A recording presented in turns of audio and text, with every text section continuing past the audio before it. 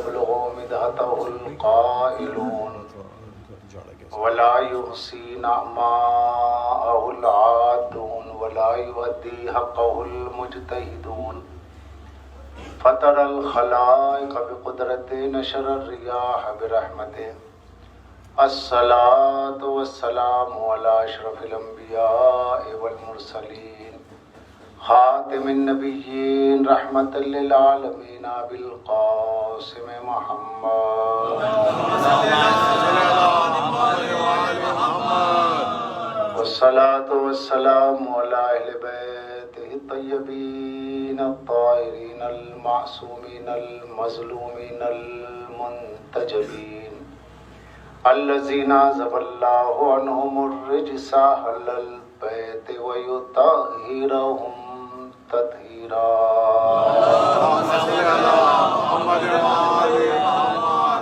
ولعنة الله على أعدائهم ومنكري فضائلهم وغاصبي حقوق مجمعين من الآن إلى قيام يوم الدين. قال الله تعالى في القرآن بسم الله الرحمن الرحيم من كان يريد العزة فلله العزة جميعا إليه يصعد الكلم الطيب والعمل الصالح يرفعه والذين يمكرون من السيئات ولهم عذاب شديد ومكروا أولئك ويبور صلوات اللهم صل على عزیزان گرامی 22واں پارہ ہے، سورہ فاطر ہے، آیت نمبر 10، جس میں اللہ نے ارشاد فرمایا کہ جو عزت چاہتا ہے تو عزت بس صرف اور صرف اللہ کے پاس ہے، اور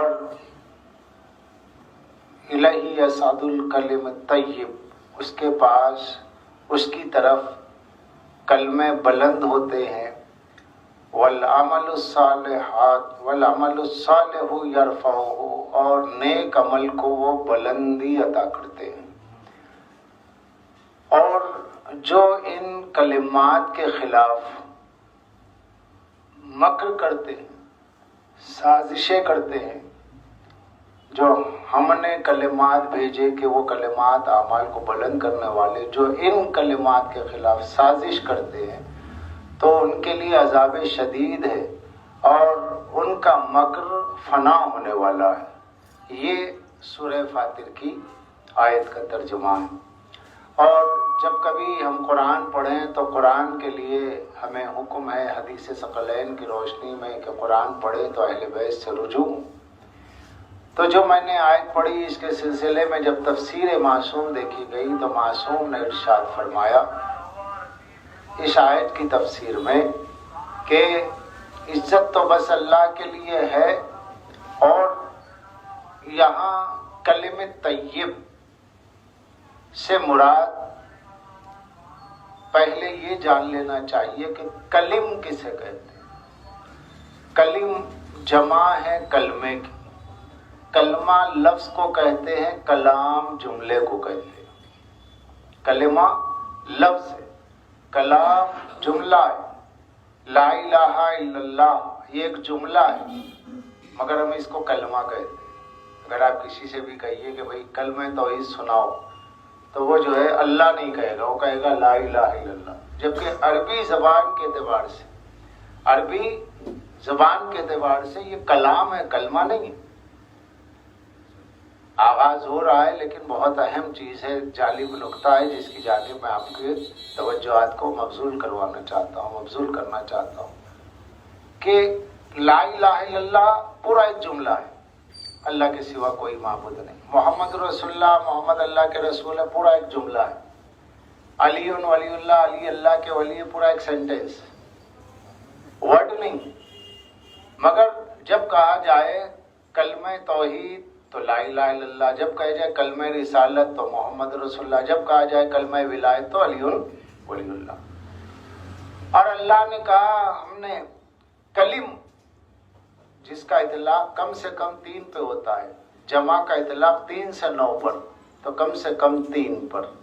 تو جب اللہ نے اس میں یہ فرمایا الکلم الطیب، خاص کلمے، تو اس میں 3 سے کم تو ہو ہی نہیں سکتے، تو اس لیے معصوم نے اس کلمتین نہیں کلمات کے اعتبار سے فرمایا اس کی تفسیر 3 پاکیزہ کلمے لا الہ الا اللہ محمد رسول اللہ علی ولی اللہ، لیکن اللهم صل على محمد وآل محمد. لیکن اس کو کلمہ کیوں کہا گیا؟ جو لوگ عربی زبان اور عربی ادب اور عربی گرامر سے واقف ہیں ان کے لیے تو بہت ہی اہم پہلو ہے سمجھنے کا. کسی مولانا سے پوچھئے، کسی مفتی سے پوچھئے، کسی منکر ولایت سے پوچھئے، جب وہ آپ سے سوال کرے یا آپ لوگ کلمے میں جو ہے علی ولی اللہ کہاں سے لاتے، تو ان سے کہو کہ بھئی اللہ نے تو یہاں کلم کہا، تم 2 کلمہ پڑھتے ہو، تیسرا کہاں ہے؟ بھئی اللہ تو کلم کہہ رہا ہے، جب کلم کہہ رہا ہے تو 3 کلمے ہو گئے نا، تو 3 کلمے میں تو گواہی آپ کے پاس 2 کی ہے، تیسرے کلمے کی گواہی نہیں، تو تیسرا کلمہ ہے کیا؟ تو وہ ہمارے یہاں ملے گا، کیونکہ اس لیے کہ ہم قرآن کے ساتھ اہل بیت کو مانتے ہیں، تو اہل بیت بتائیں گے کہ وہ کلم 3 کلمات کیا ہیں، تو اہل بیت نے بتایا 3 کلمات سے مراد کیا ہے. اب یہاں اس کو بجائے اس کے کہ کلام کہا جائے کلمہ کیوں کہتے ہیں؟ اگر آپ لا الہ الا اللہ سے کلمے کو لیں تو اللہ بنے گا ایک لفظ، کیونکہ لفظ کو کلمہ کہتے ہیں. محمد الرسول اللہ سے اگر کلمے کو لیں تو محمد ہے، علی ولی اللہ سے کلمے یعنی لفظ کو لیں تو علی. تو اصل میں یہ 3 کلمات، اصل میں یہ جو 3 کلمات ہیں وہ ہے اللہ محمد علی. اب اس کو جملہ بنایا گیا، اللہ کا جملہ لا الہ الا اللہ، محمد کا جملہ محمد الرسول اللہ صلی اللہ علیہ وآلہ وسلم، اور علی کلمہ ہے، لفظ ہے، علی ولی اللہ بنا. تو کلمہ جو ہے وہ باطن ہے، وہ باطن ہے. کلام ظاہر ہے، کلام ظاہر ہے، کلمہ باطن ہے. اور اللہ نے اس آیت میں باطن کو ظاہر کیا ہے. ذرا سا آپ ساتھ دیں تو میں عرض کروں کہ یہاں پر جملے کو کلم اس لیے کہا گیا کہ کلام کی جان، کلام نہیں، کلام کی جان کلمہ ہے. اگر کلمہ نہ ہوتا تو کلام نہ بنتا. اب کلمہ بنا ہے اللہ کی وجہ سے، کلمہ بنا ہے مصطفیٰ کی وجہ سے، کلمہ بنا ہے علی، کلام بنا ہے مصطفیٰ کی وجہ سے، کلام بنا ہے علی کی وجہ سے. تو یہ 3 کلمات جو ہے، یہ جو 3 کلام ہیں، ان کی جان 3 کلمے، 3 لفظ ہیں. وہ ہے اللہ کی الوہیت، سرکار کی رسالت اور علی کی ولایت. مگر اللہ نے کلام پہ کلمے کو غالب کر کے کہا کہ جب تک یہ 3 کلمات تمہارے پاس نہ ہو تمہارا عمل بلند نہیں ہو سکتا. تو اللہ نے یہ کلمات اس لیے دیے تاکہ پستی سے بلندیوں کی طرف تمہارا عمل باب قبولیت تک پہنچ سکے. تو باب قبولیت تک عمل کو پہنچانے کے لیے اللہ نے آسمان سے کلم کو نازل کیا. اور جب پوچھا گیا کلم کیا ہے تو مولا نے فرمایا نحنو کلمات اللہ، ہم وہ کلمے ہیں. صلوات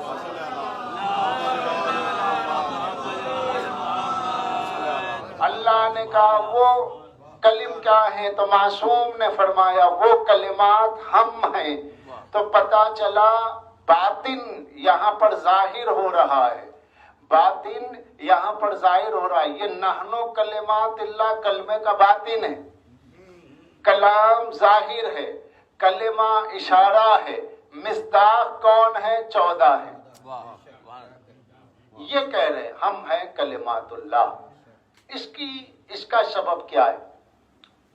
اس طرف تھوڑا بعد میں جائیں، لیکن ذرا سا اس بات کو سمجھ لیں کہ کلمات اللہ یہ ہے اضافت.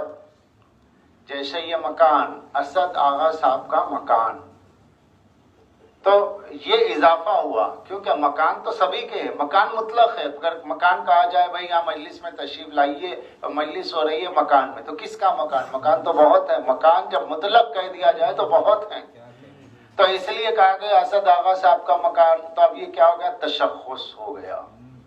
کلمات کلمات سے مراد کون سے کلمات؟ کلمات الطیبات ہے، کلمات خبائث ہے، دونوں کا ذکر قرآن میں ہے. تو کہا گیا نہیں، یہ کلمات اللہ ہیں، یہ اللہ کا کلمہ ہے. اللہ نے جس کو کلمہ قرار دیا یہ وہ ہے. کیوں؟ تاکہ اللہ کے وجود پہ دلیل بن سکے، اللہ کے وجود پہ دلیل بن سکے. ثبوت وجود پروردگار کا نام ہے کلمات اللہ. اللہ ہے، اس کے ہونے کے اعتبار کا نام ہے محمد وآل محمد.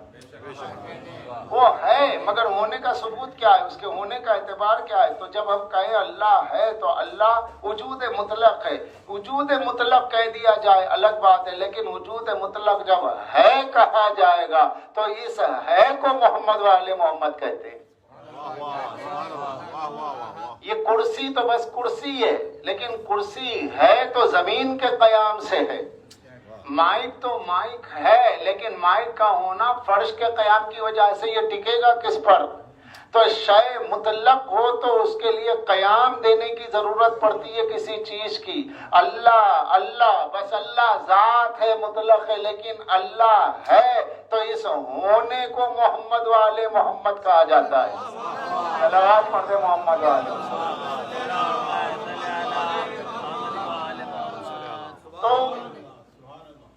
یہاں وہ پروردگار ہماری ناقص عقلوں کے پیش نظر، چاہے ہم فلسفی ہو، منطقی ہو، بہت بڑے عربی داں ہو، شیخ الاسلام ہو، کچھ بھی ہو جائے، مگر ہماری عقلیں باعتبار ممکن کے ناقص ہے. غیر معصوم ہونے کی وجہ سے ہم کتنے ہی آسمان علم کے ثریا تک پہنچ جائے، لیکن ہم اللہ کی نظر میں عقل ناقص ہیں. تو اس نے اس عقل ناقص کی رہنمائی کے لیے کلمات کو بھیجا. اس نے اس عقل ناقص کے لیے دلیل فراہم کرنے کے لیے کہ میں ہوں. ہمارے پیش نظر، ہماری عقل کے پیش نظر توحید کا ثبوت بنا کے اپنے مظاہر اعلیٰ، مسئلے اعلیٰ، کلمات اللہ العلیٰ کو، آل محمد کو بھیجا ہے. لیکن جہاں تک اس کی بات ہے، وہ اپنی ذات میں کسی ثبوت کا محتاج نہیں ہے. ہماری عقل کے لیے ثبوت کی ضرورت ہے، کیونکہ یہاں معاملہ تھوڑا الٹ جاتا ہے. ہماری عقلیں حجابات ظلمانی کی وجہ سے اللہ کو غائب سمجھتی ہیں، تو ثبوت کی ضرورت ہے. حق یہ ہے کہ اللہ غائب ہے ہی نہیں. جو کچھ کے غائب ہے، پروردگار کا غائب ہونا ہے، وہ ہماری ناقص عقلوں پہ جو ظلمات کے پردے پڑے ہوئے ہیں اس کی وجہ سے وہ غائب ہے. ورنہ حقیقتاً وہ جتنا ظاہر ہے، اتنا ظاہر ہے، سب چھپے ہوئے ظاہر وہی ہے. بلکہ میں ایک جملہ آپ کی توجہات کے اعتبار سے کہوں، جیسے جیسے آپ کی سماعت کی بیداریاں محسوس ہوتے جائیں گی، آپ کی سماعت سے میری خطابت ہم آہنگ ہوتی چلی جائے گی. میں نے کہا کہ وہ غائب نہیں ہے، اور ہمارا نظر نہ آنا عیب ہے. ہمارا نظر نہ آنا عیب ہے، مخلوق کا نظر نہ آنا عیب ہے. جو چیز ہمارے لیے عیب ہے وہی اس کے لیے کمال ہے. ایسی بہت سی چیزیں ہیں جو ہمارے لیے عیب ہے، اس کے لیے کمال ہے. ہمارا پیدا ہونا عیب ہے، اس کا پیدا نہ ہونا ہی کمال ہے. ہمارا کھانا عیب ہے، اس کا نہ کھانا ہی کمال ہے. یہ تو چیزیں ہیں. ہمارا غائب ہونا، مخفی ہو جانا، کھو جانا، پوشیدہ ہو جانا، نظر نہ آنا، کسی بھی شے کا نظر نہ آنا، یہ کیا ہے؟ نقص ہے. مگر اللہ کے لیے نظر نہ آنا ہی اس کا کمال ہے، کیونکہ ہم بر بنائے نقص نظر نہیں آتے، اور اللہ شدت کمالات ظہور کی وجہ سے خفی میں ہو گیا. اس کے لیے معصوم نے فرمایا، یا من اشتد ظہورہ فی خفائہ و خفاؤہ فی ظہورہ. اے وہ پروردگار جو اپنے کمالات کے شدت ظہور میں چھپ گیا، اور اپنے شدت ظہور میں چھپنے کی وجہ سے، اس کے شدت ظہور میں چھپنے کی وجہ سے وہ ظاہر ہو گیا. کیا سمجھے؟ اس کی مثال ایسی ہے کہ جیسے آپ سورج کو دیکھنا چاہیں تو سورج جب اپنی تباشیر بکھیرتا ہے، سورج جب اپنی شعاؤں کی چادر آپ پہ ڈالتا ہے، آپ اس کے آثار سے، یعنی شعاع ہے آثار، سورج ہے ذات، جب شعاع آثار کے حجاب سے ہٹ کر کے آپ سورج کی ذات کو دیکھنا چاہتے ہیں تو آپ کی آنکھیں اندھی ہو جاتی ہیں، شدت نور کی وجہ سے سورج چھپ جاتا ہے۔ بچوں کے لیے یہ ہے کہ گاڑی آپ چلا رہے، راستے سے سامنے سے کوئی ایسی گاڑی آئی جس کی لائٹس آپ کی آنکھوں پہ پڑی تو لائٹ تو نظر آتی ہے، گاڑی نظر نہیں آتی۔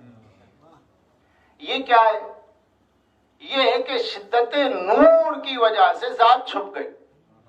سورج کا کمال اس کی روشنی ہے، کسی گاڑی کی روشنی اس کے کمالات مادی میں ہیں، اگر وہ کمال جب آپ پہ اپنا اثر ظاہر کرتا ہے تو اس کی وجہ سے اس کی ذات چھپ جاتی ہے۔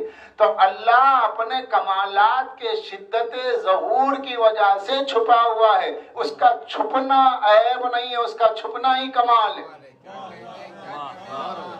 اس کا چھپنا عیب نہیں ہے، اس کا چھپنا ہی کمال ہے، اور وہ چھپا نہیں ہے، چھپا ہوا لگتا ہے، وہ چھپا ہوا نہیں ہے، چھپا ہوا لگتا ہے۔ ثبوت کیا ہے؟ مولا سید الشہداء سبط خیر الورا امام حسین علیہ السلام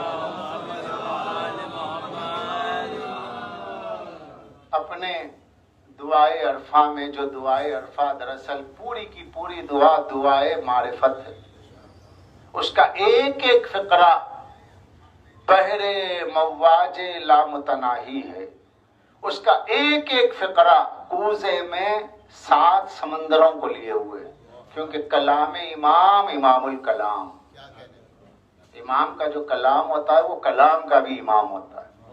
سید الشہداء دعائے عرفہ میں فرماتے ہیں وَكَيْفَ يُسْتَدَلُّ عَلَيْكَ بِمَا هُوَ وُجُودُهُ بِمَا هُوَ وَكَيْفَ يُسْتَدَلُّ عَلَيْكَ بِمَا هُوَ وُجُودُهُ مُفْتَقِرٌ إِلَيْكَ، فرماتے وہ کیسے اس کی ذات پر کس طرح دلیل قائم کی جائے جو اپنے ہونے میں کسی دلیل کا محتاج نہیں ہے۔ کیا فرما رہے ہیں؟ ہم اپنے ہونے میں دلیل کے محتاج ہیں، اللہ اپنے ہونے میں دلیل کا محتاج نہیں ہے، مقید محتاج ہوتا ہے، مطلق محتاج نہیں ہوتا۔ مطلق کی شان یہ نہیں ہے کہ اس کے وجود کے لیے مقید کو دلیل بنایا جائے۔ وہ فرما رہے ہیں سید الشہداء کیف یستدل علیہ بما ہوا وجود فی مفتقرون الیہ، کہ وہ پروردگار اپنی ذات میں اتنا باکمال ہے کہ اس کے لیے کسی دلیل کی ضرورت نہیں ہے۔ پھر آگے فرماتے ہیں ایکون من غیرک الظہور، اے میرے پالنے والے تو چھپا کب تھا جو تجھ پہ دلیل قائم کی جائے؟ ایکون من غیرک الظہور، کیا تجھ سے کوئی غیر ظاہر ہوا ہے؟ تجھ سے کوئی غیر ظاہر نہیں ہوا ہے۔ اور متا غبتا، اور تو چھپا ہی کب ہے؟ متا غبتا، تو چھپا ہی کب ہے؟ تو مولا فرما رہے ہیں میں نے جتنی کائنات کو، دعائے عرفہ میں فرماتے ہیں امام حسین علیہ السلام کہ میں نے کائنات کی جتنی اشیاء کو دیکھا، اور تو نے مجھے ہماری تعلیم کے لیے، تو نے مجھے جس شے کی جانب قریب کیا، ہر شے میں نے شے کے اوپر تجھے دیکھا، شے کے باہر تجھے دیکھا، شے موہوم ہے تو حقیقت ہے۔ پھر دعائے شعبانیہ کا ایک فقرہ یاد آ رہا ہے، دعائے شعبانیہ، اس میں معصوم کا کلام ہے ما رأیت الا اللہ قبلہ بعدہ ما، میں نے کسی شے کو نہیں دیکھا مگر اس شے سے پہلے اللہ کو دیکھا، اس شے کے ساتھ اللہ کو دیکھا۔ یعنی ہمیں کہا جا رہا ہے रूयत परवरदिगार, दीदारे परवरदिगार का क्या मरहला पूछते हो? ये नमादी आंखों की बात नहीं है, मानवियात और अकलियात और कल्ब की आंखों से, यकीन की आंखों से देखो तो तुम्हें जलवे यार के सिवा, दीदारे इलाही के सिवा कोई शय नजर ही नहीं आएगी। तमाम अशियाए कायनात अल्लाह के तमाम सिफात की मजहरे नाकिस हैं और अहले बैत अल्लाह के सिफात के मजहरे कामिल हैं।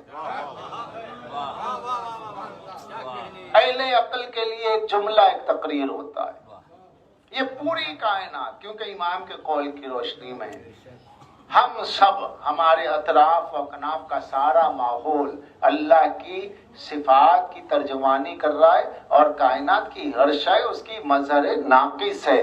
मगर अल्लाह को पहचानने के लिए मजहर नाकिस की जरूरत नहीं है, मजहर कामिल की है।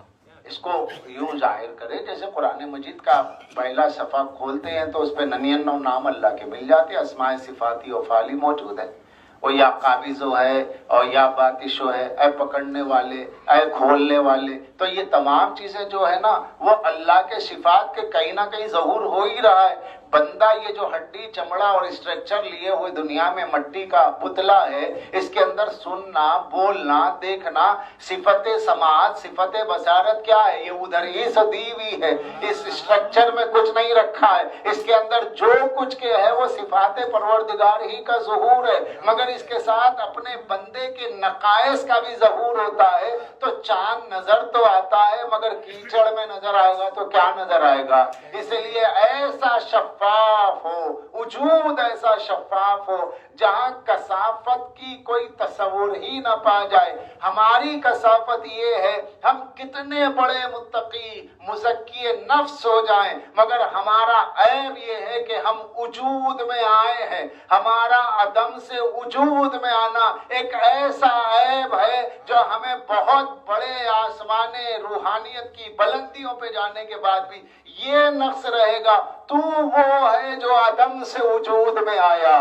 मगर ये आले मोहम्मद वो हैं जिनके लिए ये है कि अल्लाह कदीम है तो ये उसकी फरे कदीम है। इसलिए जियारत में पढ़ते हैं अस्सलामु अलैकुम या अहलल बैत, अस्सलामु अलैका मौला के लिए पढ़ते हैं अस्सलामु अलैका या अमीरल मोमिनीन अंता फरअल कदीम। ए मौला आप पे सलाम हो, आप कदीम की शाख हैं, कदीम की शाख है। शाख जाहिर करती है जड़ को, और शाख ना हो तो जड़ नहीं, और जड़ हो छुपी हुई रहती है लेकिन उसे जाहिर करने वाली शाख होती है। अल्लाह असले कदीम है मगर उसके जाहिर करने का सबब अमीरल मोमिनीन।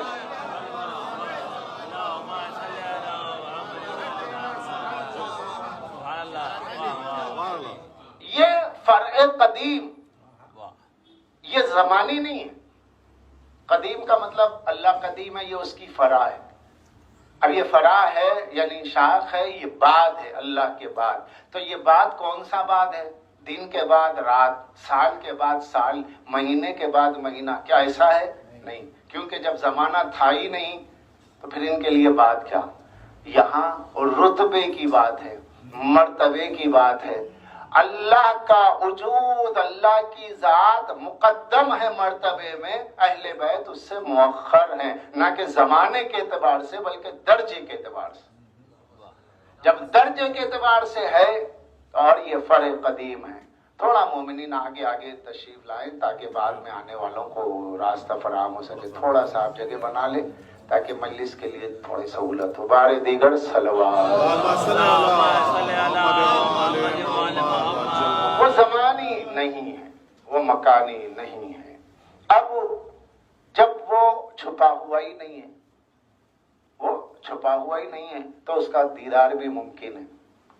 मगर तुम सूरज को नहीं देख सकते, देखने के लिए दरमियान में किसी ऐसी चीज की जरूरत है कि जो तुम्हारी आंखों की तवानाई को इस काबिल बनाए कि तुम उसे देख सको। तो वो तवानाई तुम्हें जिस वजूद के जरिए हासिल होती है वो कुछ और।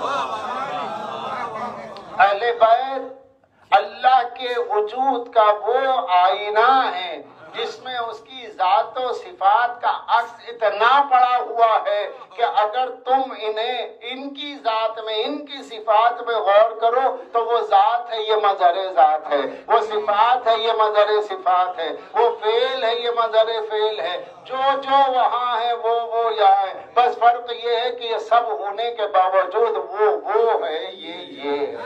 صلوات پڑھ دے محمد۔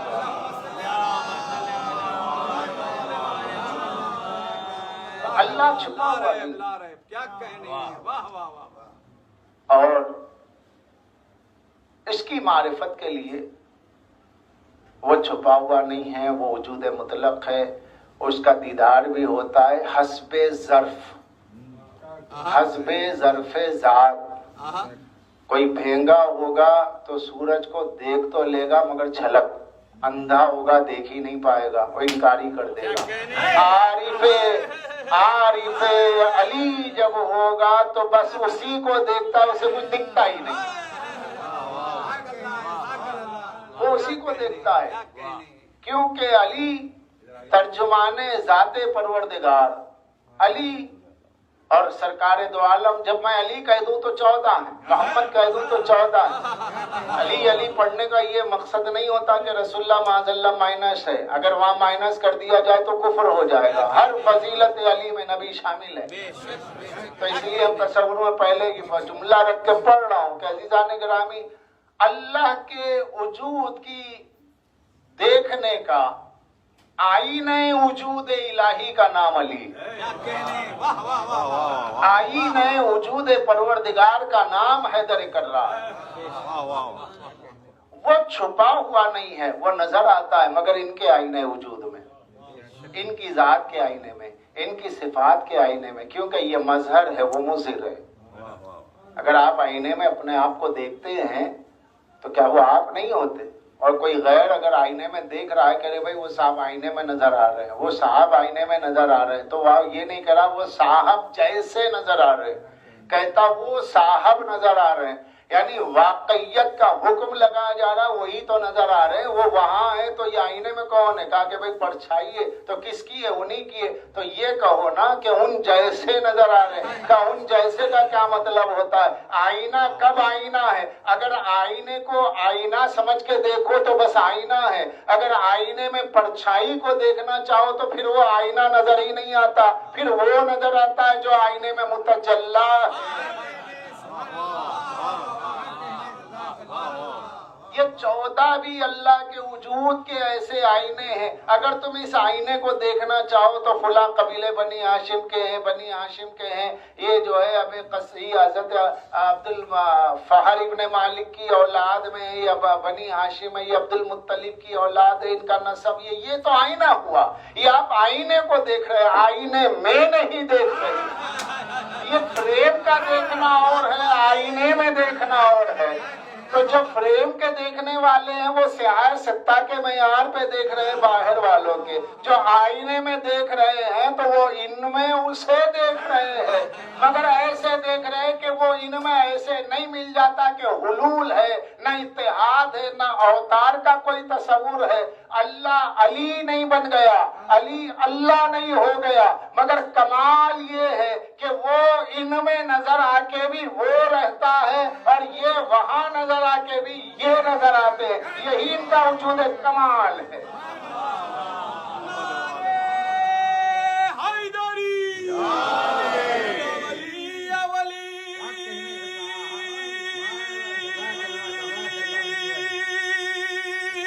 ہر گھڑی ہر گلی کر کے ذکر علی لگے نعرہ حیدری حیدری حیدری حیب محمد والے محمد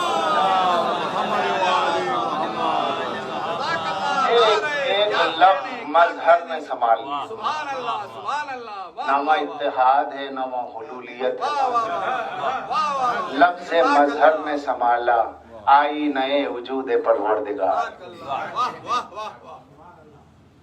اور یہ وہ آئینہ ہے جس میں دونوں نظر آتے ہیں، دونوں دیکھتے ہیں، دونوں دیکھتے ہیں. مخلوق بھی اس آئینے میں اس کو دیکھتی ہے, خالق بھی اس آئینے میں خود کو دیکھتا ہے. سبحان اللہ سبحان اللہ. مخلوق بھی ممکن بھی اس آئینے میں خود کو دیکھتی اور واجب بھی اس آئینے میں خود کو دیکھتا ہے. وہ ایسا آئینہ ہے کہ جس کے دونوں رخ ہے, ایک رخ واجب کی طرف ہے, ایک رخ ممکن کی طرف ہے. جب ممکن کی طرف اس کا رخ ہوتا ہے تو ممکن بقدر ظرف دیکھتا ہے, واجب دیکھتا ہے تو بھرپور دیکھتا ہے. واجب دیکھتا ہے تو بھرپور دیکھتا ہے. تو یہ کمال ان کی ذات کا عجیب ہے. باطن واجب سے ملتا ہے, ظاہر ممکن سے ملتا ہے. ظاہر کو ظاہر پہ رکھو, باطن کو باطن پہ رکھو. اسی کو کہتے ہیں تنزیل کو تنزیل پہ رکھو, تعویل کو تعویل پہ رکھو. اور جو لوگ ظاہر میں کھو گئے انہوں نے مولا کو اپنا جیسا مان لیا یا اپنے مولویوں کو مولا جیسا مان لیا. اور جو باطن پہ گئے تو باطن میں جا کر کے جو ظاہر کو بھول گئے تو وہ مولا میں اتنا کھو گئے کہ انہوں نے ظاہر کو بھلا دیا. مولا نے کہا یہ نہیں, ظرف رکھو اور کم ظرف نہ بنو, ظاہر کو ظاہر پہ رکھ کے باطن کا ضبط کرو. ظاہر کو ظاہر پہ رکھ کے باطن کا ضبط کرو. تو آئینے میں جب آپ آئینے کو دیکھیں گے تو آئینہ ہے, لیکن آئینے میں آئینے کو دیکھنے کا مقصد آئینہ نہیں ہے. آئینے کو دیکھنے کا مقصد تو آپ کا اپنا دیکھنا ہے. تو جب آپ اپنے آپ کو دیکھتے ہیں تو آئینہ آپ کیا ہے بتا دیتا ہے, کون کیسا ہے بتا دیتا ہے. تو مولا معیار الولد ہے, مولا کے فضائل معیار الولد ہے. مولا کی ذات جو ایمان کی کسوٹی ہے. جب علی کے فضائل بیان کیے جاتے ہیں تو کون سا دل قبول کر رہا, کون سا نہیں کر رہا, اور فضائل میں بھی کون سے فضائل دل کو قبول کیے جا رہے ہیں اور کون سے فضائل نہیں. رسول اللہ نے کہا میں شہر علم علی اس کا دروازہ ہے. رسول اللہ نے کہا علی مجھ سے, میں علی سے. اور رسول اللہ نے فرمایا علی ایسا ہے کہ جیسے میرے بدن پہ میرا سر ہے. یہ ساری روایت مجمع کھڑا ہوا, لیکن یہ سب وہ فضائل ہے جو سب سیاہ ستہ میں موجود ہیں. یعنی اغیار نے جن فضائل کو اپنی کتابوں میں لکھا وہ اگر ہم پڑھ دیں تو سب خوش ہیں, لیکن جیسا ہی ہم نے فضائل نورانیہ شروع لے دیکھیے شابی غلو ہو گیا. کیونکہ لوگوں کو عادت پڑی ہے مولا کو غیروں سے پہچاننے کی. جس نے علی کو اس کے غیر سے پہچانا اس نے علی کو نہیں پہچانا. جس نے علی کو علی سے پہچانا تو اس نے علی کو پہچانا. اس لیے معصوم فرماتے یہی بات اللہ کے لیے بھی ہے, یہی بات اللہ کے لیے بھی ہے. اعرف اللہ باللہ. معصوم فرماتے اللہ کو اللہ سے پہچانو. والرسول بالرسالہ واولی الامر بالمعروف. رسول کو رسالت سے پہچانو, اولی الامر کو معروف سے پہچانو. تو اور یہ بھی حدیث موجود ہے, کافی میں موجود ہے اور دیگر کتابوں میں موجود ہے کہ معصوم نے فرمایا جس نے اللہ کو اس کے غیر سے پہچانا اس نے اللہ کو نہیں پہچانا. جس نے اللہ کو اس کے غیر سے پہچانا اس نے اللہ کو نہیں پہچانا. جس نے اللہ کو اس کے غیر سے پہچانا اس نے اللہ کو نہیں پہچانا. تو اب سوال یہ ہوتا ہے اہل بیت کون ہے؟ جب اہل بیت غیر اللہ ہے تو پھر اللہ نہیں پہچانا جاتا. تو پھر اہل بیت کون ہے؟ یہ غیر اللہ تو نہیں ہے, یہ من اللہ ہے, یہ فی اللہ ہے, یہ الی اللہ ہے, یہ مخصوص بھی ذات اللہ.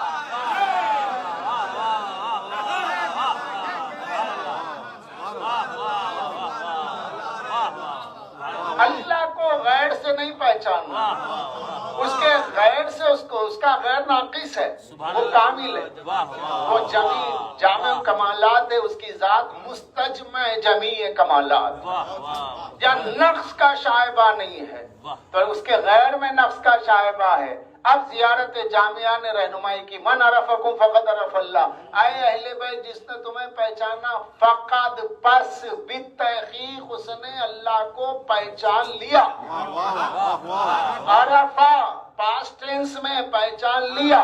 جس نے اہل بیت کو پہچان لیا، اللہ کو پہچان لیا. ارے یہ کیسی بات ہے، غیر سے اللہ نہیں پہچانا جاتا. کہا سنو، اہل بیت غیر اللہ نہیں ہے.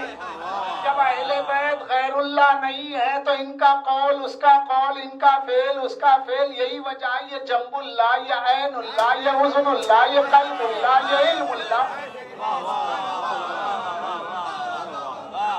یہ اللہ کے کان، یہ اللہ کی آنکھ، یہ اللہ کا بولنا، یہ اللہ کی بات، یہ اللہ کا قلب، قلب اللہ ہے، عین اللہ ہے ناظرہ، حسن اللہ الواعیہ.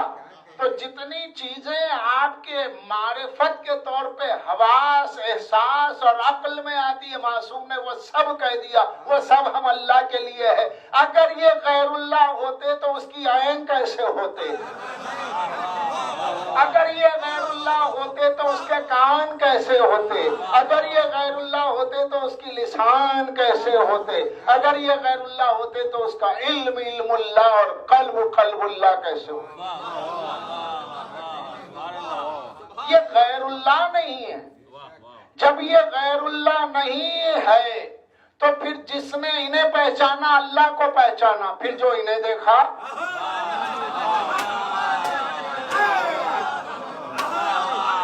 اب پھر جو انہیں دیکھا. اسی باعثی منزل پر آ کر کے سرکار دو عالم نے کہا، جو القطرہ کی مشہور حدیث ہے، القطرہ میں موجود ہے، من سرہ ان ینظر الی اللہ بغیر حجاب، جو چاہتا ہے اللہ کو بغیر حجاب کے دیکھے، فلینظر الی علی فلیحب الی علی، وہ علی کو دیکھ لے، علی کے پردے میں وہی ہے. مگر جب علی کو عرفان کی آنکھوں سے دیکھے گا تو علی غیر اللہ نظر نہیں آئے گا.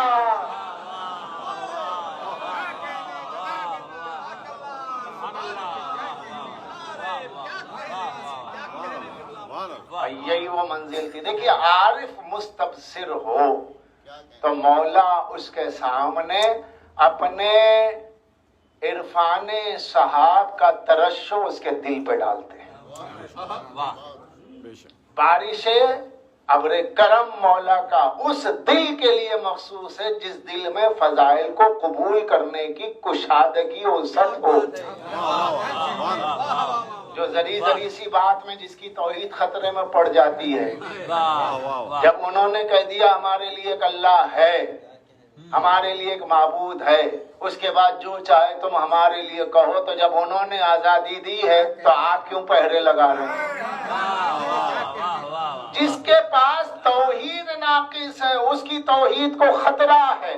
جس کے پاس توحید ہی نام ہے، علی کی ولایت ثبوت ولایت ہے، ثبوت توحید ہے، اس کو کیا خطرہ؟ کہا کہ جو بے حجاب دیکھنا چاہتا ہے، نہیں مجھے نہ عقلی حجاب چاہیے نہ کیفیات کا حجاب، کچھ نہیں، میں چاہتا ہوں اللہ کو دیکھوں، بے حجاب دیکھو، علی کو دیکھ لیں،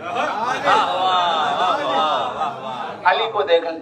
کیا بات، بہت مشکل ہے منزل. اور سرکار ابو بصیر مولا کی خدمت میں امام جعفر صادق علیہ السلام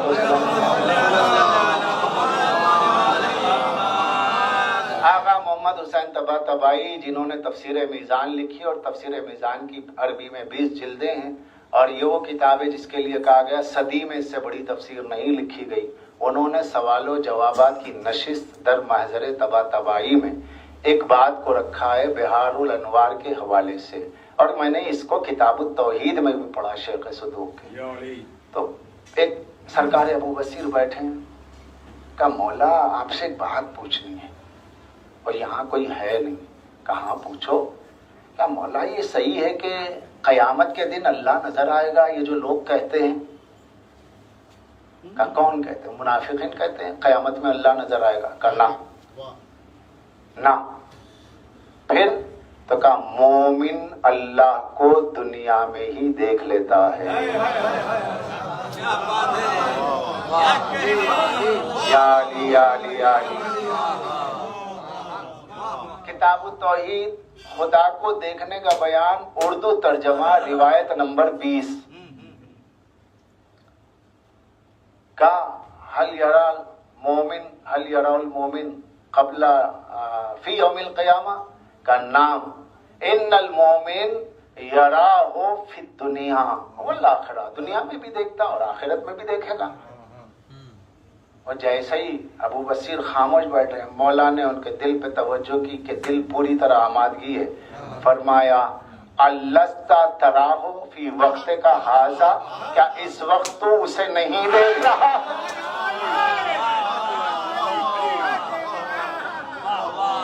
کیا اس وقت اسے نہیں دیکھ رہا ہے؟ جیسے یہ فرمایا ابو بصیر نے، ابو بصیر بیچارے ابو بصیر بہرحال ہے تو ممکنات ہی میں نا، کہ مولا اجازت ہے اسے باہر کہہ دوں، کا چپ ہو جا، باہر کہنا کفر ہے۔ پتا چلا کچھ چیزیں باہر کے لیے نہیں ہے، یہی وجہ ہے مولا فرماتے اسے باہر نہ لے جا۔ پھر مولا نے دیکھا کہ نہیں ابو بصیر کہہ دے گا، ابو بصیر کی طبیعت کچھ ایسی ہے کہ جوش ولا میں اسرار کو چھپانے کی جگہ یہ بتا دے گا۔ مولا نے کہا بھئی سن، اگر تو نے یہ بات باہر کہہ دی تو یہ جہالت ہوگی، کیونکہ یہ تشبیہ ہے، تشبیہ کفر ہے، اور کفر الحاد ہے، الحاد ایمان نہیں ہے، چپ ہو جا۔ ابو بصیر خاموش ہو گئے تو بات سمجھ میں آ گئی، جو چیزیں الحاد و کفر ہے وہ غیر کے معیار سے ہے، جو مومن کے معیار پہ ہے عین توحید ہے۔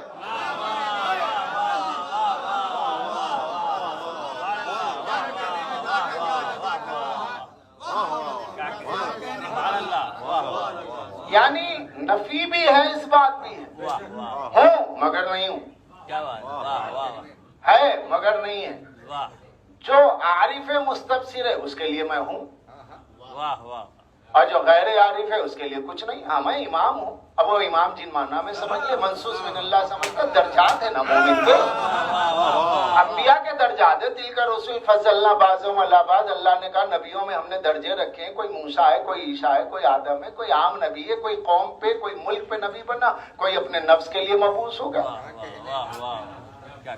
مگر اللہ نے کہا کہ کسی نبی کی توہین نہ کرو، معصوم نے کہا توہین نہ کرو، ایک کی توہین سب کی توہین ہوگی۔ ان نبیوں میں رسولوں میں اولو العزم ہیں، مگر اس کا مطلب یہ نہیں ہے کہ اولو العزم کے مقابل میں دوسرے جو کم درجہ نبی ہیں ان کی عزت نہیں ہے، نبوی ہیں یہی عزت۔ مومنین میں بھی ہے، مومن میں بھی سلمان و بزرگ سے مقداد و قنبر جیسے عام افراد جیسے بھی جو منصوص من اللہ مولا کو مانے، علی کے دشمن پہ تبرہ کرے، علی کے فضائل کو قبول کرے، کیونکہ اس کا بیٹھنا اٹھنا رچنا بسنا اس کی زندگی اسی ماحول میں گزری ہے۔ وہ جن چیزوں کو سن سن کے آگے بڑھا اس کے لیے یہ مضامین اجنبی ہیں، تو اگر وہ ان مضامین کو قبول نہیں کرتا، مومن کم درجہ ہے، لیکن آپ کو سرٹیفکیٹ دینے کی ضرورت نہیں ہے کہ کیا ہے کیا نہیں۔ مومن کم درجہ ہے، اس کا اتنا بڑا مقام نہیں ہے، لیکن یہ ہے کہ آپ اس پہ اللہ کا شکر کریں، اللہ کا شکر کریں۔ گاڑی ہے الحمدللہ، گھر ہے الحمدللہ، بینک بیلنس ہے نہیں، الحمدللہ الذی جعلنا من المتمسکین بولایت علی۔ شکر ہے اللہ کا کہ اللہ نے مجھے علی کی ولایت سے چسپیدہ کر دیا، من المتخذین نہیں، ملایا نہیں، لگایا نہیں، ولایت سے تمسک۔ تمسک کا مطلب کوئی ایسی چیز چپک جانا جو کبھی چھوٹ نہ سکے۔ علی کی ولایت مومن کے قلب و روح کا دوسرا نام ہے۔ مومن کی روح ایک لفظ ہے مگر اس کے معنی علی کی ولایت ہے، مومن کا دل ایک لفظ ہے اس کے معنی علی کی ولایت ہے۔ یہ جب چسپیدہ وجود مومن بن جاتی ہے اور پھر یہ اپنی کیفیات میں بڑھتی چلی جاتی ہے تو دماغ کے ساتوں طبق روشن ہو جاتے ہیں، اور روح کی تطہیر ہو جاتی ہے، فکر منجلی ہو جاتی ہے، اور پھر جلوے باری باوجود حیدر کرار نگاہوں میں ہوتا ہے۔ پھر عشق و سرمستی میں جب وہ اپنے کو بھول جاتا ہے تو شہرت کیا ہے، مجمع کیا ہے، عوام کیا ہے، پوسٹر کیا ہے، کوئی کچھ نہیں رہتا۔ جب علی والا علی کے عشق میں فنا ہوتا ہے تو میں کچھ نہیں ہوتا، جو ہوتا ہے انتا انتا انتا یا علی انتا۔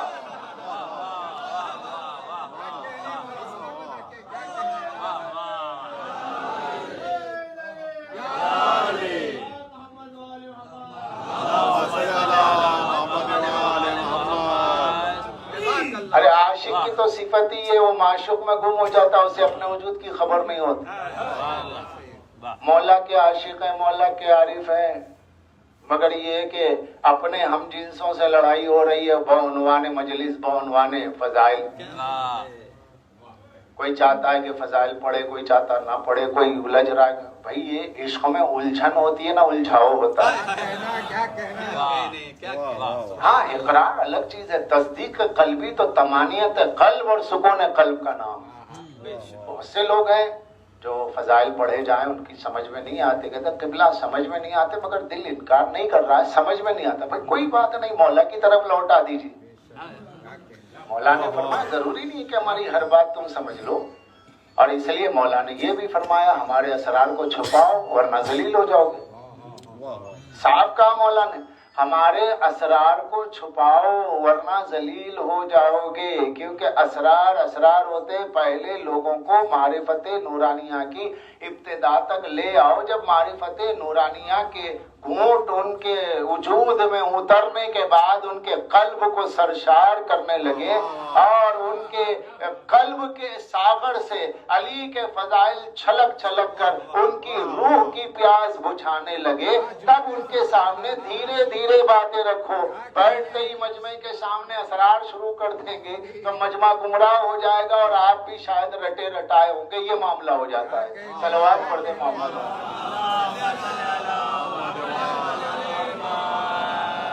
کیونکہ ہر لفظ کا ایک موقع ہوتا ہے، ہر نقطے کا ایک محل ہوتا ہے، ہر جگہ ہر بات نہیں کہی جاتی، بات ہر بات کو نہیں کہتے، بات مشکل سے بات ہوتی ہے۔ اب بات اسے کہتے ہیں جس میں معنی ہو، جس میں معنی نہ ہو وہ بات نہیں، بکواس ہوتی ہے۔ لہذا مولا کے فضائل جو ہیں وہ ہر درجے کے لیے، ایک عام مومن کے لیے بھی ہے، ایک اوسط درجے کے لیے بھی ہے، ایک انتہائی کے لیے ہے، ایک خاص کے لیے ہے، ایک اخص کے لیے۔ ہم کس درجے میں؟ ہم الفاظ کی طلسم میں ہیں بس۔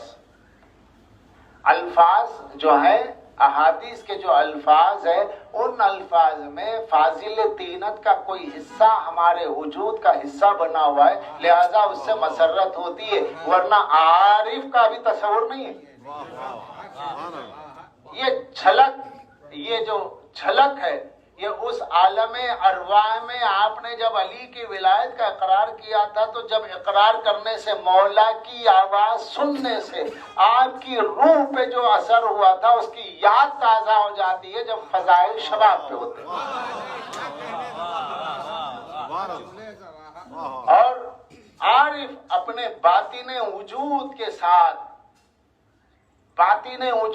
ساتھ اپنے معشوق میں اگر توجہ دے بھرپور تو وہ یہاں ہوتے ہوئے عالم ارواح میں پہنچ جائے گا۔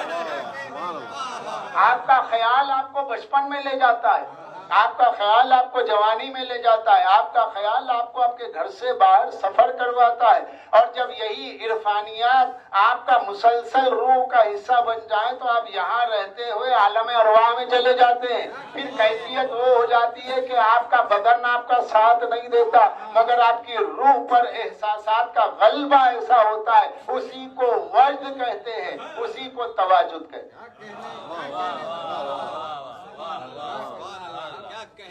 اب اس منظر کو خالی ذہن میں رکھیے کہ جب علی اقرار لے رہے ہو اور آپ سن رہے ہو، اور اگر آپ کو واللہ وہ منظر نگاہوں کے سامنے اس وقت آ جائے اور کھل جائے تو آپ یہاں نہیں رہیں گے۔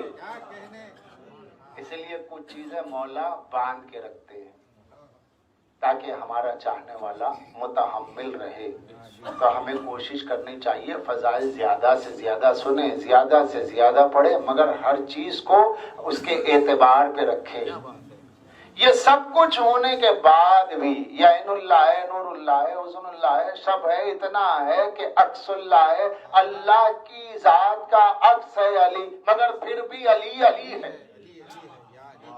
کہا کہ نہیں ہمیں وہی کہو جو ہم کہہ رہے ہیں، ہمیں کہنے کے لیے وہی کہو، نہیں ہم کچھ اور کہنا چاہتے ہیں، وہ تمہارا جذبہ ہے، تمہارا جذبہ میری ولایت کا نام نہیں ہے، میری ولایت کے تابع تمہارا جذبہ ہے۔ ہماری ولایت کے تابع رہو. یہ ظہور آثار صفات افعال پروردگار ہیں. اسی لیے مولا نے فرمایا الست تراؤ فی وقت ھذا، کیا اس وقت اسے نہیں دیکھ رہا؟ تو ابو بصیر کچھ دیر کے لیے وہاں چلے گئے تھے جہاں مولا نے پہنچایا تھا، اور اسی خوشی میں کہا مولا آپ اجازت دیجیے. آپ اجازت دے تو باہر نہیں باہر کی بات ہے.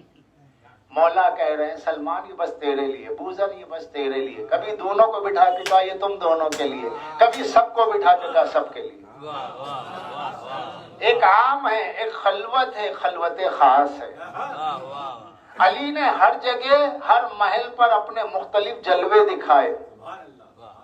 معراج کے جلوے اور ہیں، ناسوت کے جلوے اور ہیں، سدرا کے جلوے اور ہیں، حسین کے جلوے اور ہیں، دنیا کے جلوے اور ہیں، مکان کے جلوے اور ہیں، میدان کے جلوے اور ہیں. ہر جگہ ان کا ایک اپنا انداز ہے. ہر جگہ انہوں نے اپنے مختلف جلووں کے ذریعے اپنے معبود کو، پروردگار کو پہچانوایا ہے، اور اسے پہچاننا ہے اس کے ہی ذریعے. یہ اس کے ہی ذریعے کا مطلب اس کے اسم کے ذریعے، اس کی صفت کے ذریعے. اس کا اسم اس کا غیر ہے، اس کا غیر ہے. جب اس کا اسم اس کا غیر ہے تو پھر علی کیا ہے؟ علی تو اللہ، علی کا نام تو علی ہے، پھر یہ اسم ہے نا، وہ بھی علی ہے یہ بھی علی ہے. میں اپنی گفتگو میں مجھے لوٹنا نہیں چاہیے تھا مگر میں لوٹ کے پھنس گیا. میں کوئی اور موڑ لے لیتا. لیکن یہاں ہوتا یہ ہے کہ جیسے یہ مائک ہوتا ہے، یہ وہی بولتا ہے جو میں بولوں. تو جب ذاکر اپنے قلب کو نجف سے جوڑ لیتا ہے تو وہ کچھ نہیں بول پاتا، وہی بلواتے جو وہ چاہتے. اور ممبر پہ ذاکر ان کے ذکر کا امین ہے. داد بھی اسے نہیں دی جا رہی ہے، خیرات علی پہ داد ہے، عطائے علی پہ داد ہے. یہ اس ڈھانچے کے اندر اتنی قوت نہیں ہے کہ مظہر العجائب کے فضائل پڑھ سکے. وہ پڑھوا رہے ہیں، میں پڑھ رہا ہوں، آپ سن نہیں رہے ہیں، وہ سنوا رہے ہیں. کسی نقطے پہ دل کا، ذہن کا متوجہ ہو جانا. کبھی کبھی تو فضائل کتاب میں پڑھتے ہوئے، اور میں نے مجلس پڑھتے ہوئے دیکھا بہت سے لوگ فضائل جب معارف بیان ہوتے ہیں مولا کے تو فضائل میں ان کی آنکھ سے آنسو نکل جاتے ہیں. کیوں؟ یہ بھی مسرت کا ایک اظہار ہے، خوشی کا ایک اظہار ہے. کبھی داد آدمی دینے کا مطلب کیا ہوتا ہے؟ واہ واہ واہ واہ کیا ہے؟ اصل میں یہ واہ کہتے ہیں کھلنے کو. واہ ہوا یعنی کھل گیا، دروازہ واہ ہوا، دروازہ کھل گیا. تو داد کا مطلب یہ ہے کہ مولا کے فضائل کے اس پوائنٹ کو میں محسوس تو کرتا تھا، الفاظ نہیں تھے. آپ نے حدیث کے الفاظ کے ذریعے میرے دل میں جو چیز ہے اسے واہ کر دیا. یہی ہے واہ ہوا. یا اصل میں کیا ہے؟ واہ ہوا. واہ ہوا نہیں ہے، واہ ہوا نہیں ہے، واہ ہوا، کھل گیا. علی کے فضائل کا ایک نقطہ کھل گیا، ایک حجاب کھلا، دوسرا حجاب کھلا، تیسرا حجاب کھلا. علی حجابات ہی حجابات میں ہے. اور پھر جب پہنچو جہاں پہنچو اتنا حجاب ہے، اتنا حجاب ہے کہ آگے کا مولا میں نے آپ کو سب پہچان لیا، آپ علی ہو. تو کہا کہ یہی میرا حجاب ہے کہ تو نے میرا نام لے لیا.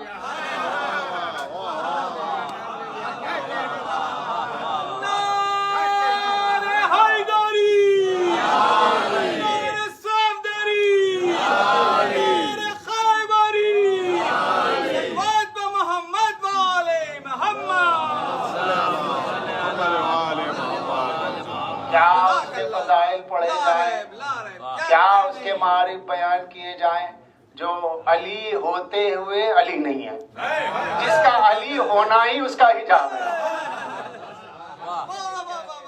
اسم مسمہ کا حجاب ہے، اسم مسمہ کی پہچان بھی ہے، مسمہ کا حجاب بھی ہے.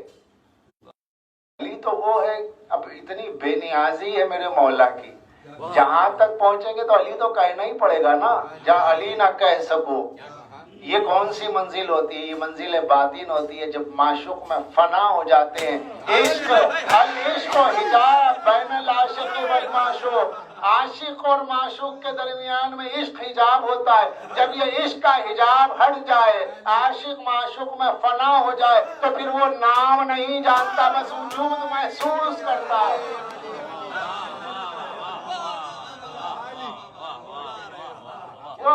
माशूक के लिए उसको नाम की जरूरत नहीं रहती, वो अपने माशूक के वजूद में गुम हो जाता, ऐसा गुम हो जाता है उसे अपने वजूद की खबर नहीं रहती। जिसे अपने वजूद की खबर ना हो, इश्क माशूक अपने आशिक को उसके वजूद से बेनियाज कर दे तो ये मंजिल फना है, और ये मंजिल फना हासिल होती है अंता में अना को फना करने के बाद। वो अंता है, आप अन्ना है। इतना फना हो जाओ कि काल काल काल हाल में बदल जाए, काल हाल में बदल जाए। जब काल हाल में बदल जाता है तो नहजुल बलागा मौला फरमाते हैं जिसकी अक्ल कामिल होती है उसकी कुव्वत गोयाई खत्म हो जाती है। ये कौन सी अक्ल है? ये खाने कमाने वाली अक्ल नहीं है। मौला ने फरमाई अक्ल महाद है। अक्ल महाद वो है जिसके जरिए तुम हमें पहचानते हो, हमारे जरिए उसे पहचानते हो। जब ये मंजिल तमाम होती है तुम्हारे ज़र्फ़ के मुताबिक तो फिर बोलना खत्म होता है, देखना शुरू होता है। सलावत पढ़ दे मोहम्मद वाले।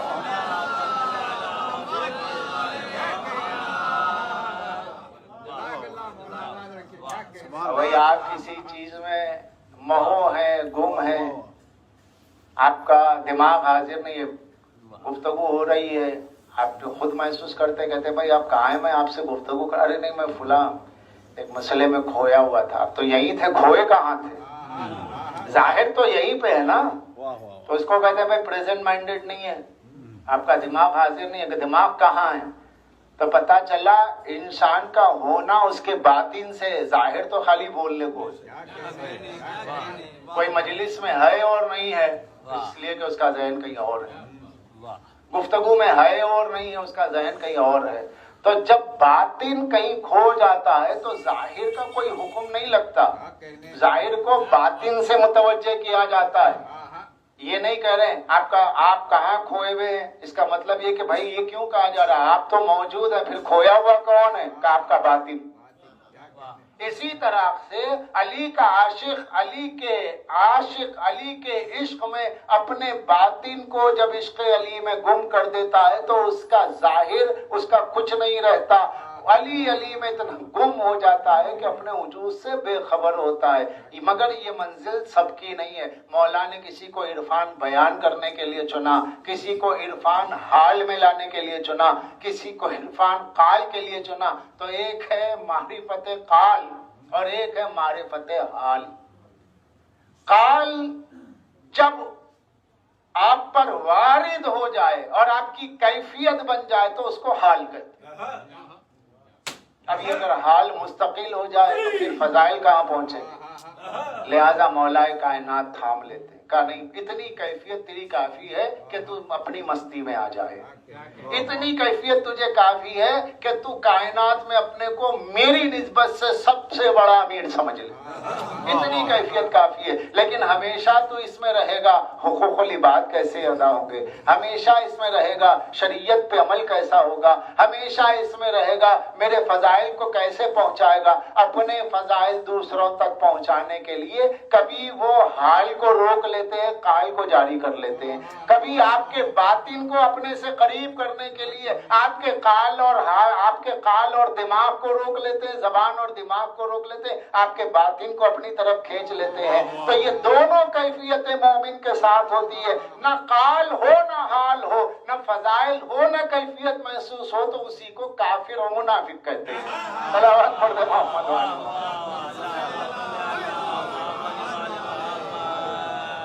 या तो अली के फजाइल सुनना है या अली के फजाइल में गुम होना है।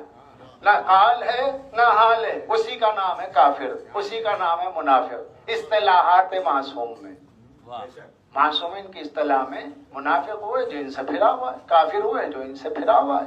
तो ये चीजें हैं कि अल्लाह गायब है भी और नहीं भी। गायब उनसे है कि जिन्होंने अपने को उसकी तरफ बतवसते मासूमीन खुद को मुतवज्जे नहीं किया, और जो हर आन मासूम के करीब हैं वो तो देख ही रहे हैं, اس کو دیکھنے سے مراد آنکھ سے، قلب کی آنکھ سے دیکھنا، روح کی آنکھ سے دیکھنا. تو آپ کا مصروف مشاہدہ کمالات حیدر کرار ہونا جلوہ الہی کو دیکھنا ہے، دیدار الہی کا کرنا. اس منزل پر رحمت للعالمین نے، سید الانبیاء نے بھی فرمایا من رآنی فقد رأى الحق. حضور نے فرمایا جس نے مجھے دیکھا اس نے بالتحقیق اللہ کو دیکھ لیا. کیا کہا سرکار دو عالم؟ من رآنی فقد رأى الحق، جس نے مجھے دیکھا اس نے اللہ کو دیکھ لیا. میں نام میں حجاب ہوں لیکن حقیقت میں میری ہویت اور میری حقیقت کیا ہے؟ حقیقت اللہ ہے. جو بات انہوں نے کہی وہی امیر کائنات نے کہی، وہی ان کے نسل طیبہ نے کہی، وہی سب نے کہی کہ ہم لنا مع اللہ حالات نحن فیہا ہو. جس بات کو شرح زیارت جامعہ میں بھی لکھا گیا اور یہ کتاب مبین میں بھی موجود ہے. اور اس کے علاوہ مصباح الہدایہ الی الخلافت و نور الولایہ، سب سے عظیم بڑی کتاب، اس کے اندر بھی ایک فقرہ موجود ہے کہ مولا نے فرمایا ہماری ایک حالت ہے، تو اس حالت میں جب اس حالت میں جب ہماری تو ہمیشہ حالت ہے، مگر اس حالت کو جب تم محسوس کرو تو سمجھو تم خدا کو دیکھ رہے ہو، خدا سے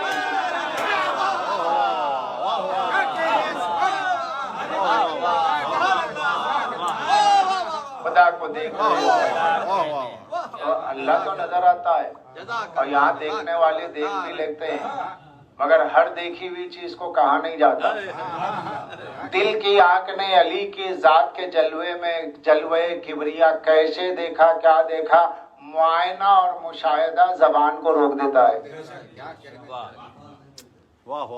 مشاہدہ کیفیت کا نام ہے، ماہیت کا نام ہے. اور اگر وہاں دماغ نہیں ہے، وہاں عقل نہیں ہے، وہاں کیا کیوں کیسا نہیں ہے، یہ سب ہے تو پھر مشاہدہ نہیں. وہاں عقل لے کے نہیں جا سکتے. دیدار پروردگار آئینہ حیدر کرار میں عقل کے ذریعے نہیں ہے، عشق کے ذریعے. عقل تو ہر بار میں شک پیدا کرے گی، نہیں بھائی ہے مگر اگر چونکہ لیکن یہ جو ہے اسپیڈ بریکرز ہیں، یہ اگر بات تو ہے مگر آپ جو کہہ رہے ہیں حق ہے، لیکن بات آپ کی سچ ہے چونکہ بھائی یہ سب حق ہے تو پھر لیکن کیا ہے؟ اگر اور مگر کا کیا قصہ ہے؟ یہ ہے عقل. یہ جو عقل ہوتی ہے یہ ساری چیزیں سامنے دیکھنے کے بعد اگر مگر یہ وہم ہے، جو دیکھ رہا ہے وہ حقیقت ہے، یہ اگر مگر وہم ہے، تو جس کا باطن جس کا ظاہر اس کے باطن پہ غالب ہوتا ہے اور جس کا باطن ناقص ہوتا ہے وہ اگر مگر میں کھو جاتا ہے. عقل اس کو اغوا کر لیتی ہے، عقل اس کو ہائیجیک کر لیتی ہے. لیکن عارف ہو اور عارف کیفیات عشق کے ساتھ ہو تو عقل 100 میل دور کھڑی رہتی ہے. کیوں؟ اس لیے کہ قریب آ جاؤ گی تو عشق کی آگ مجھے جلا نہ دے.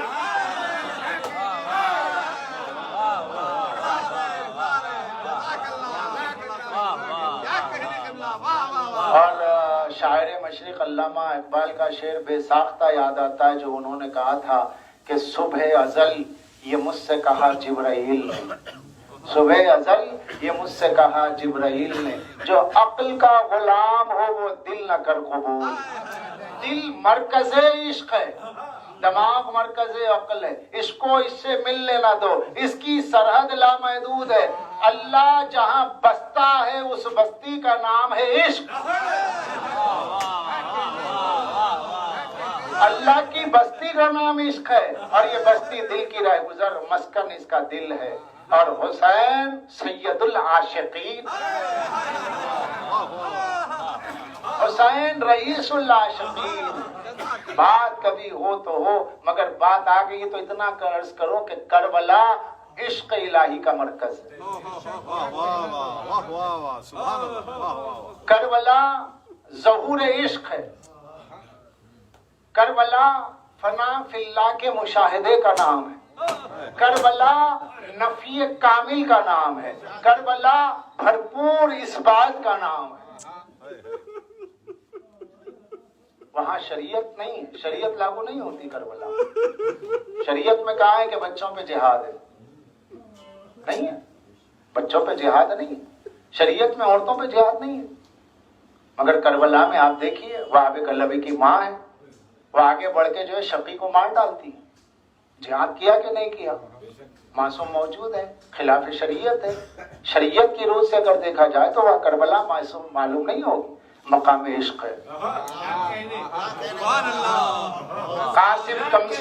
قاسم کمسی نے شریعت کہتی ہے اجازت نہیں دی جائے گی، جہاد بالغ پہ نابالغ پہ نہیں ہے۔ مگر حسین کہہ رہے ہیں کہ جب قاسم آ کے اذن مانگتے ہیں، اور محمد اذن مانگتے ہیں، تو اذن اس لیے دیا جا رہا ہے کہ اب یہاں مقام عشق ہے، نفی کرنا ہے سب کی، اپنے اہل و عیال کی، اپنے رشتوں کی، اپنے بارے جگر کی، اپنے اہل و عیال کی، سب کی نفی کرنا ہے۔ اس کے اس بات کے لیے ان کی نفی عملی کی ضرورت تھی، کیونکہ کربلا مقام عشق ہے اور عشق چاہتا ہے معشوق پہ سب کچھ لٹا دیا جائے۔ یہ لٹانا نفی ہے اور جس پہ لٹایا اس کا اس بات ہے، اور اسی کا نام ہے کربلا۔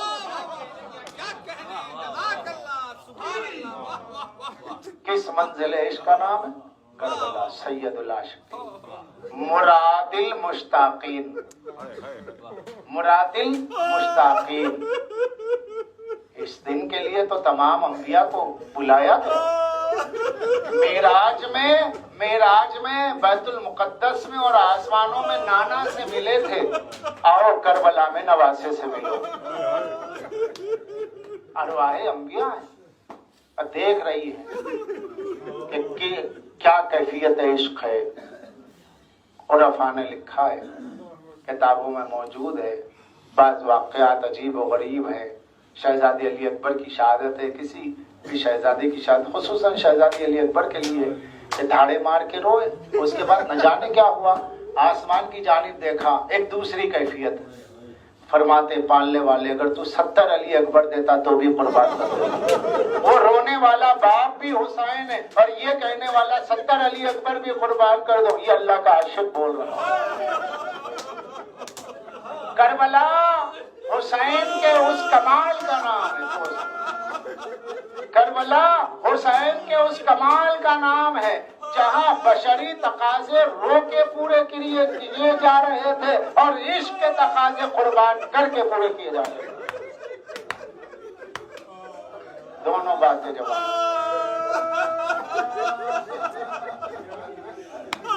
کرب و بلا، آزریہ، نینوا، اور آج کی تاریخ آ گئے حسین کربلا۔ آگ کے یہاں لب سج گئے، عزا خانے سج گئے، جھولا سج گیا۔ حسین کربلا آنے والے تھے، کربلا آ چکے۔ اور یہ وہ زمین ہے کہ جس زمین کا طواف امیر المومنین نے کیا ہے۔ زیارت کاملہ، علامہ قولوی مشہور ہے نا، جو زیارت کامل کے نام سے جو کتاب ہے، اس کے ترجمے میں موجود ہے، قدیم عربی زبان کا اردو ترجمہ ہو گیا ہے۔ اس میں موجود ہے کہ امیر المومنین جنگ صفین کے موقع پر جب کربلا آئے اور لق و دق صحرا، لوگوں سے پوچھا کون سی جگہ ہے، کہا کربلا۔ امیر المومنین روایت کہتی ہے، معصوم فرماتے، اب اس سے مقام کربلا کیا ہے سمجھی۔ امیر المومنین گھوڑے سے زمین پہ اترے اور زمین کربلا کے اطراف گرد پھرنے لگے۔ عربی لفظ جو ہے، عربی لفظ وہاں پر معصوم کا دیا ہوا ہے طواف۔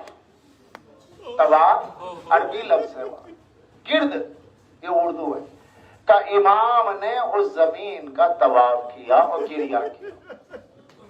لوگوں نے پوچھا کہ مولا یہ تو خالی زمین ہے، آپ اس کا طواف بھی کر رہے ہیں، اس کے گرد بھی جا رہے ہیں اور روتے بھی جا رہے ہیں۔ تو آگے بڑھ کے امام حسین کو گلے سے لگا کے کہا یہ اس کا مقام ہے، یہ اس کا مقام ہے، اور یہ وہ مقام ہے جہاں یہ اور اس کے بچے مارے جائیں گے۔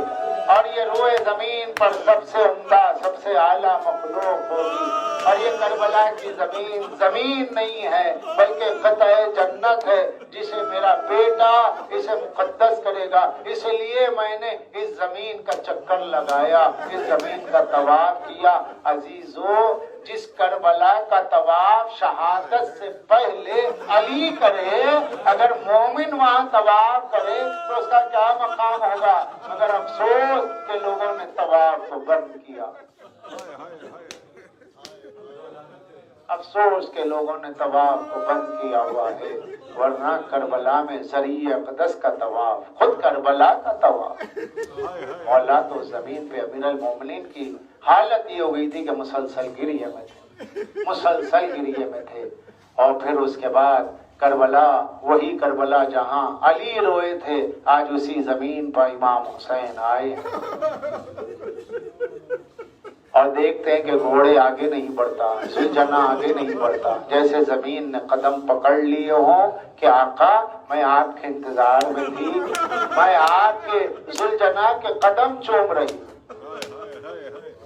یہ قطع جنت کا حصہ ہے، جنت کا حصہ ہے۔ جب قیامت آئے گی تو کربلا کی زمین اٹھا لی جائے گی، اور یہ وہ مقام ہے کہ امام نے پوچھا بھائی یہ بتاؤ یہ کون سی جگہ ہے؟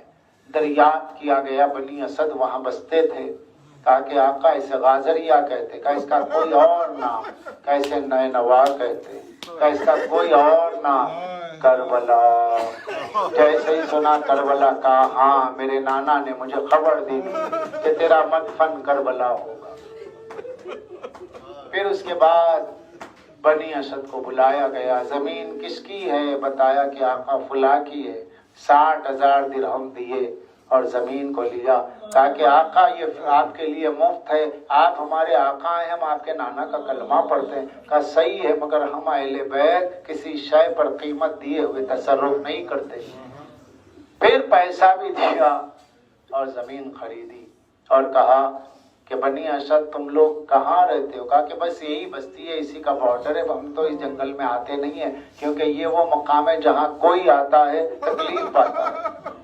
اور ہم نے بزرگوں سے سنا ہے یہاں پہ بڑے بڑے انبیاء بھی گزرے ہیں تو تکلیف سے گزرے ہیں، اور آقا آپ اس زمین کو آئے ہیں اور یہ زمین آپ خرید رہے ہیں، ہماری بات سمجھ میں نہیں آئی۔ تو بنی اسد سے آپ نے فرمایا ہاں یہی ہمارے مدفن ہوں گے، ہمارے نانا نے ہمیں بتایا ہے۔ اور کہا کہ یہ بتاؤ کہ تمہارے قبیلے میں عورتیں اور بچے کتنے؟ بتایا گیا آقا کافی تعداد ہے، بڑا قبیلہ ہے ہمارا۔ تو کہا کہ اچھا ٹھیک ہے، ٹھیک ہے، اللہ کا شکر ہے، اللہ تمہارے قبیلے میں برکت دے۔ کہا کیوں مولا؟ تو کہا کہ بات یہ ہے کہ یہی ہمارا مدفن ہوگا، اور جب اشقیاء ہماری لاشوں کو چھوڑ کے چلے جائیں تو تم میں سے ایک ایک خاتون، ایک ایک بچہ آ جائے جو ایک ایک مٹھی خاک ڈال دے۔ بنی اسد نے اپنے چہروں پہ خاک ڈالی، کہا آقا آپ کے سامنے ہمارے بچے مر جائیں، آپ کے سامنے ہمارا گھر برباد ہو جائے، مگر یہ نہ کہیے کہ ہم زندہ ہیں آپ پہ مٹی ڈالنے کے لیے۔ کہا کیا کروں، یہی رزق پہ قضا، یہی اللہ کا فیصلہ۔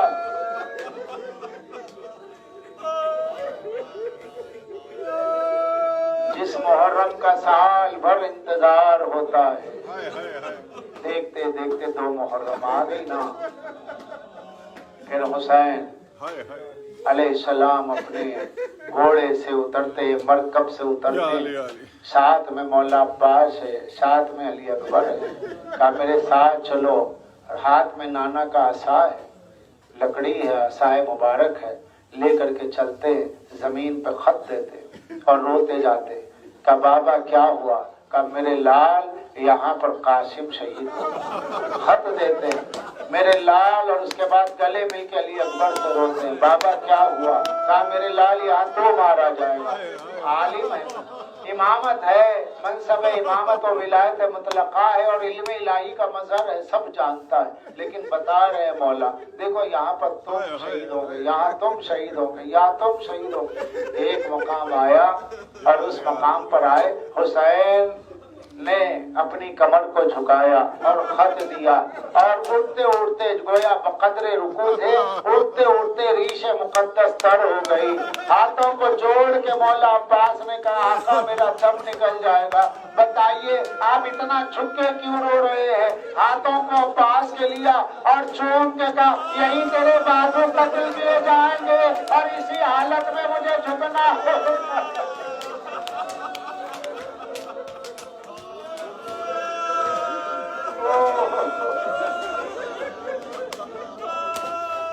عباس یہ وہ مقام ہے جہاں تیرے بازو شہید ہو۔ اور واپس لوٹتے لوٹتے تھوڑا سا آگے بڑھے خیام گاہ کی جانب، اور خیام گاہ سے لوٹتے لوٹتے ایک جگہ حسین بیٹھ گئے اور بیٹھ کے گریہ کرنے لگے۔ خط بنا رہے تھے، خط بنا نہیں جا رہا تھا، ہاتھ کانپ رہے تھے۔ کہ مولا یہاں کیا ہونے والا ہے؟ کہ یہ نہ پوچھو یہاں میرا اصغر دفن کیا جائے گا۔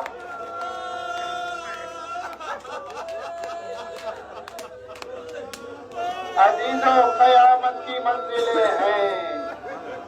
حسین اپنی مجلس خود پڑھ رہے ہیں، خود گریہ کر رہے ہیں، خود مقتل بیان کر رہے ہیں۔ شہادتیں ہوئی نہیں مگر مقتل حسین بیان کر رہے ہیں، مجلس حسین بیان کر رہے ہیں، خود رو رہے اور خود بیان بھی کر رہے ہیں۔ اس کے بعد کا مرحلہ وہ ہے کہ جہاں پر آپ نے خیمے لگائے، خیمے لگائے، لیکن کچھ دیر میں اشقیاء پہنچے اور کہا کہ یہاں خیمے نہیں لگیں گے۔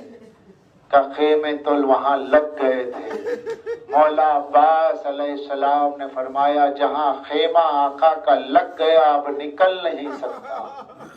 تیور کو دیکھتے ہوئے دشمن نے سمجھا کہ شاید آج ہی جنگ ہو جائے، مگر ایک مرتبہ امام حسین آگے بڑھے، کندھوں پہ ہاتھ رکھا کہ عباس خیام ہٹا لیے جائیں، خیمے ہٹا لیے جائیں۔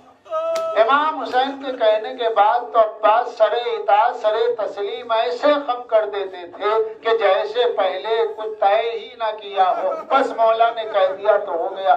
خیمے ہٹائے، لیکن اس کے بعد جب اپنے خیمے کی طرف آئے تو شدت گریہ کے ساتھ بہت روتے ہوئے آئے۔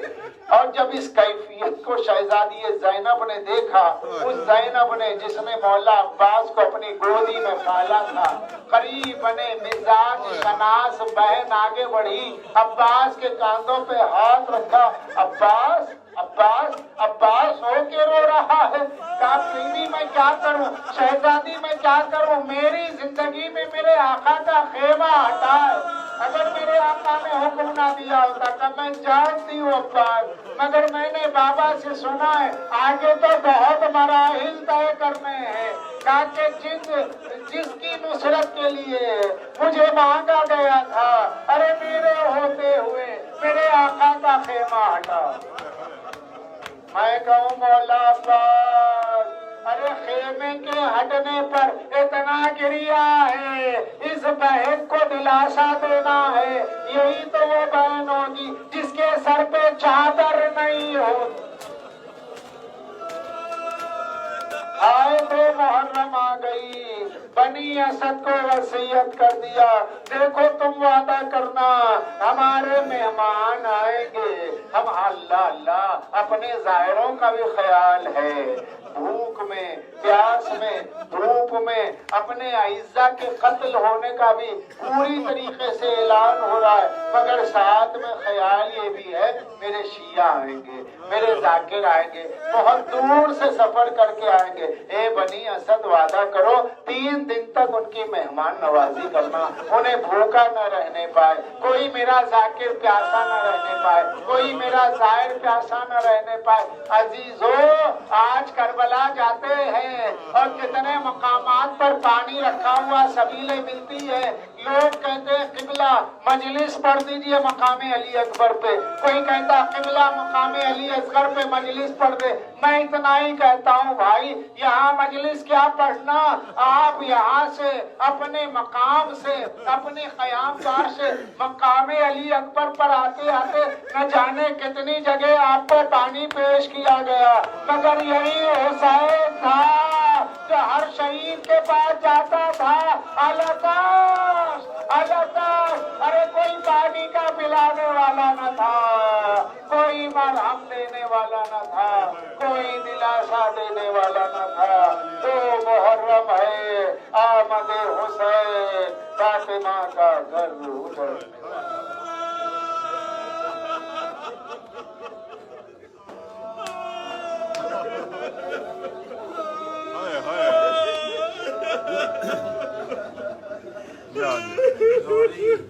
پالنے والے کی جواز تھا ذکر محمد و آل محمد کا، ہمارے علم و عرفان میں ترقی نصیب فرما، اپنی توحید خالص پر، سرکار دو عالم کے ختم نبوت کے عقیدے پر ائمہ